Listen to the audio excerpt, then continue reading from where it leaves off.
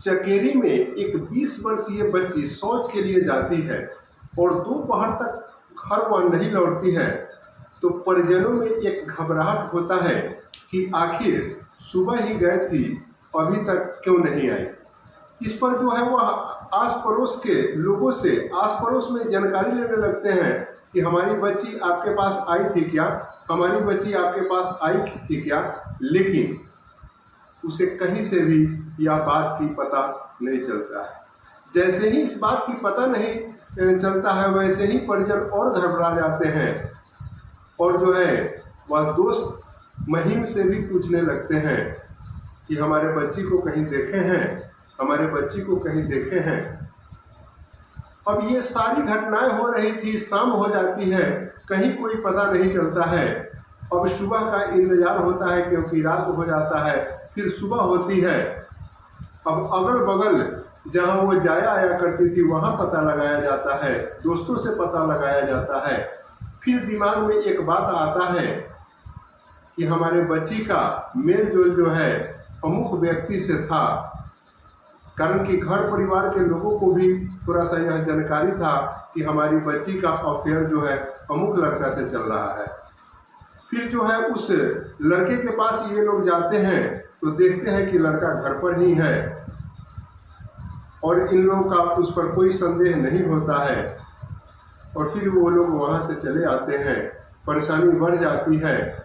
अब जो है ये लोग थाने जाते हैं और थाने जा कर के FIR दर्ज कराते हैं कि हमारी बच्ची जो है शौच के लिए गई थी और आज 2 दिन हो गए, हमारी बच्ची जो है अभी तक घर पर नहीं लौट पाई है।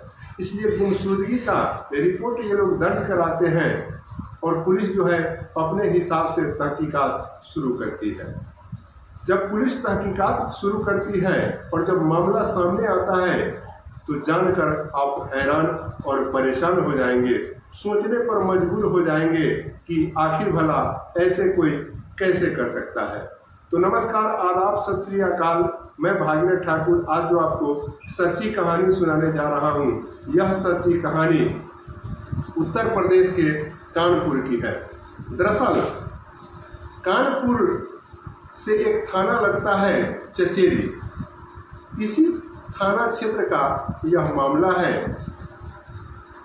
यहाँ पर जो है एक परिवार रहता था, उस परिवार में उसकी 20 वर्ष की बच्ची रहती है और सभी चीज़ें ठीक ठाक चलती रहती है। और इसी बीच उस बच्ची को एक राजमिस्त्री से प्रेम भाव भी होता है, प्रेम भी चलता है और उसके यहाँ यह अक्सर आया जाया करती थी। जब प्रेमी के घर यह अक्सर आया जाया करती थी और कभी कभार प्रेमी जो है अपने घर पर नहीं मिलता तो घंटों उसके पिता से बात करते। यह प्रेमी वहाँ का निवासी नहीं था, यह प्रेमी जो है वो रैया से आ करके यहाँ रह रहा होता है डेरा ले करके, और यहीं पे चकेरी में ही राजमिस्त्री का काम कर रहा होता था। तो इस तरह से जब उसके पिता से इस लड़की का बातचीत होता था और फिर वह अपने घर चली आती थी, ऐसे सिलसिला जारी हो जाता है, बातचीत का सिलसिला बढ़ने लगता है और समय के साथ साथ प्रेमी के पिता से ही यह लड़की प्रेम करने लगती है। और समय आ जाता है मार्च 2022 का और एक दिन इन लोगों का सेटिंग होता है और ये लोग घर छोड़कर फरार हो जाते हैं। यह लड़की जो है अपनी प्रेमी के पिता के साथ ही फरार हो जाती है और वह दिल्ली में जाकर रहने लगते हैं। दिल्ली में प्रेमी का पिता जिसका नाम कमलेश होता है, वह एक फैक्ट्री में काम करने लगता है और एक रूम लेकर के इस लड़की को रखता है और दोनों पति पत्नी के रूप में एक साथ रहने लगते हैं और परमानेंट दोनों के बीच संबंध भी बन रहा होता है। अब जो है इधर पुलिस इस बात की छानबीन कर रही है, पुलिस को किसी भी बात की पता नहीं चल पा रही है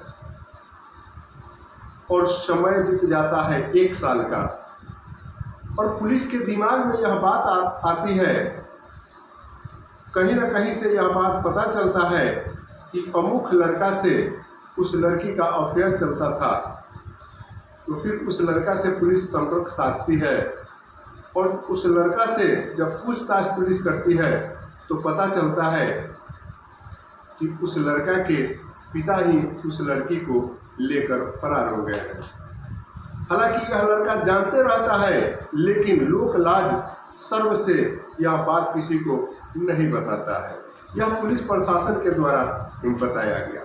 तो अब जैसे ही ये लोग जो है दिल्ली में रह रहे होते हैं, तो यहाँ से पुलिस जो है अब दिल्ली जाती है और उन दोनों को अरेस्ट करती है और अरेस्ट करके फिर जो है उन दोनों को चकेरी थाने लाती है और चकेरी थाने में अभी कमलेश और वह लड़की है।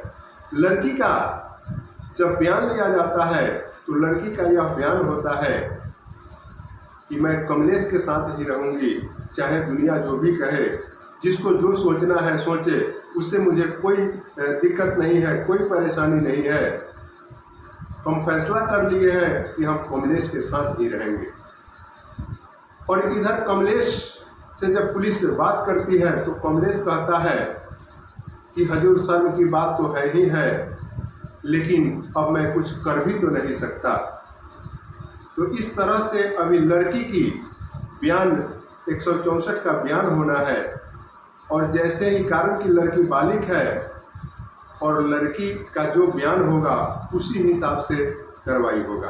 अगर लड़की का 164 का बयान होता है और वह यह बात कहती है कि हम कमलेश के साथ ही रहेंगे, तो फिर यह मामला वही डिस्पैच हो जाएगा, वही खत्म हो जाएगा। तो इस तरह से यह घटना आप देखिए कि किस तरह से एक प्रेमी के पिता के साथ ही लड़की प्रेम प्रसंग चलाने लगती है और उसी के साथ जीवन जीने का फैसला भी कर लेती है, जीवन जीने भी लगती है, संबंध बनाने भी लगती है। मित्रों, यह वीडियो मैं किसी को परेशान करने या दुख पहुंचाने के लिए नहीं, अपितु आप सतर्क हो सके, सशक्त हो सके, जागरूक हो सके, इसके लिए लाया हूँ। कारण कि आप देख सकते हैं कि किस किस तरह के लोग अब इस संसार में हो रहे हैं। अपने बेटे के प्रेमिका से ही प्रेम कर रहे थे पिता और उसको ही लेकर के भाग जाते। बाकी मिलते हैं अगले वीडियो में, अब तक के लिए इतना ही। जय हिंद।